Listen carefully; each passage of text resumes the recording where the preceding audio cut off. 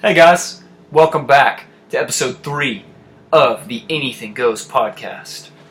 Today I'm going to be talking about a couple of topics I just wrote down randomly about 5 minutes ago. The first one is music as mind control, and then I also have UFO, and then fasting. So let's just go down. Music as mind control. You know those conspiracy theory like videos on YouTube? All of them, they have a tendency to brainwash, okay? They can brainwash you into believing anything. So take it all with a grain of salt, okay? These are just my personal views on these things. I may change them tomorrow, so here we go. Have you ever listened to pop music? Have you noticed that there's like product placement in pop music? Like I got my Rolex on my wrist, in my Maybach, you know, like in T-Pain songs. It's a Mercedes sports car. Pepsi and Coke sponsor artists all the time in commercials, and then you love their music, so you end up loving the product. It's some kind of subtle marketing, aka mind control, and music can be used in positive ways. There's transcendental music. There's spiritual music, like hymns in a church. There's monks chanting rhythmically. It's all connected. So whatever makes you feel good, you know, can influence you. So if like a song comes on the radio, let's say like Justin Bieber, I want to be your boyfriend. If I was your boyfriend, I'd never let you go. And then it's like, boo, boo.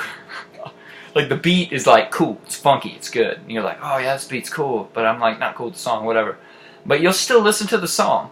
And if you listen to the song, it's like kind of creepy, but people still like it. It's talking about pretty much a stalker. And it's kind of creepy, the song is. If I was a boyfriend, I'd never let you go. Like creeping around the corner, waiting on you, stalking you up inside down your room. Like just, it doesn't sound good. And so it's subliminally, it can put messages into your head. Music can. And so I was watching a YouTube video about this, and it was talking about the Beatles and kind of psychedelic era of like acid rock and all that. And there was this like free love movement and all that. And then, you know how like everyone's marketing themselves to be a certain way. I had a crazy thought. They decide what's cool. They decide the status quo. People are doing drugs and it's fine, people do drugs. People are not doing drugs and it's not okay, you know, people are still doing drugs, but the media kind of dictates the narrative and that kind of overlaying like social construct of what's okay and what's not okay in pop culture. Music can be used to influence that. So let's say a song sounds really good, like Boyfriend by Justin Bieber. It sounds really good, you're listening to it, and you're like, God, it makes me feel great. I love listening to that. And then when you hear other people sing it, you're like, oh, God, I love that. That's great. It's as simple as that. So any kind of propaganda can be presented in that kind of form, like music, to influence your thinking on certain subjects. That's music as mind control. Yeah, I think that's all I'm going to say about that. So moving on to topic 2, UFOs.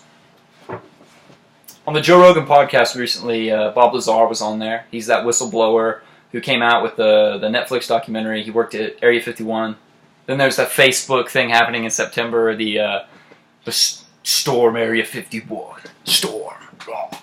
Desert Storm UFO Citizen Edition. You know? That's pretty crazy. I mean, I want to join. Come on. Who doesn't want to join? But come on. That's crazy. I hope people don't get hurt. I hope no one gets shot. But it's good fun on the internet. So, UFOs, do they exist or not? Heck yeah, they exist.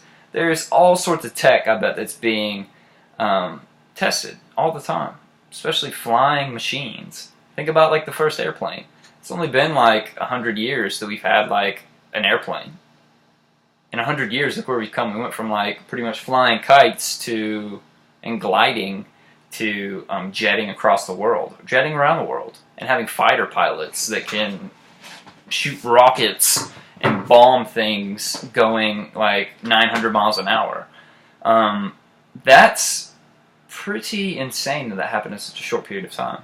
And with technology, the way things are progressing, I don't think it's a far-fetched to say that there's some really, really futuristic tech out there that's being utilized right under our noses. So it may not be that it's like aliens per se, but it could be just a really, really rich select group of people out there that are flying in flying saucers. My take on it. Oh well. But topic 3. Let's move on. Fasting. This is something that is, wow, it blew my mind. It changed my mind about food in general.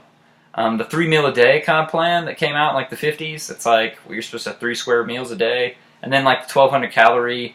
If you go down and like dive into the FDA like history, it gets real fishy. It's like the American Medical Association was like paying people off, and all sorts of stuff was going on, slandering different medical professions.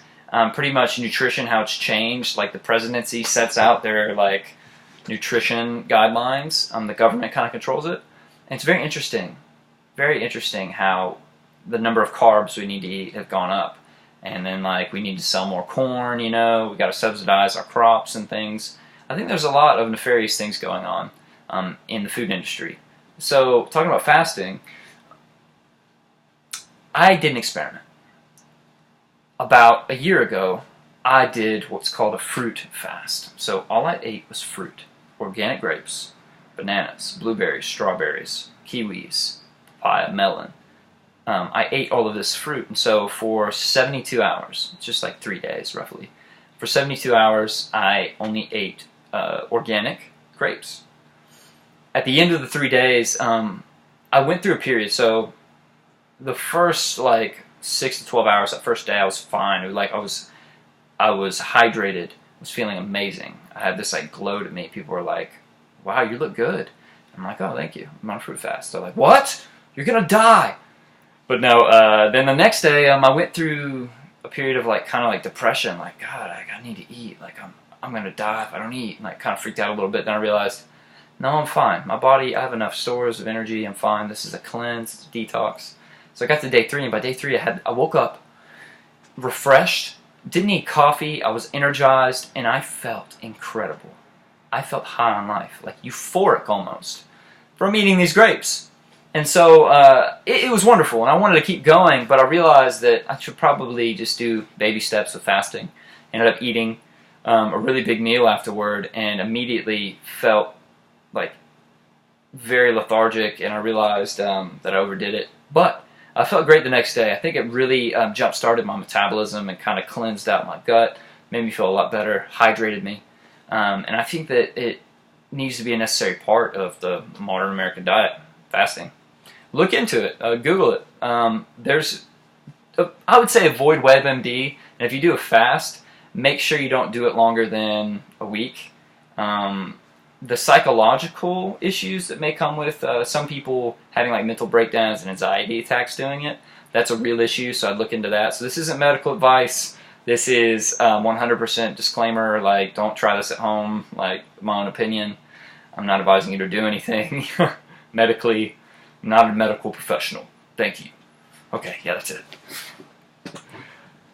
No, it's fine. So, in conclusion, fasting, give it a try once you do your research, if you want. I'm not telling you that. Wink. Guys, thank you again for watching the Anything Goes podcast, another ramble.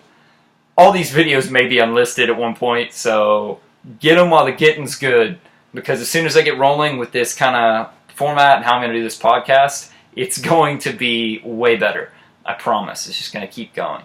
But that's the end, and thanks for watching. Like and subscribe, and leave a comment. Tell me what you want me to talk about or rant about. Introduce yourself. And that's everything from the Anything Goes podcast, episode 3. Have a good night, day, wherever you are. Peace.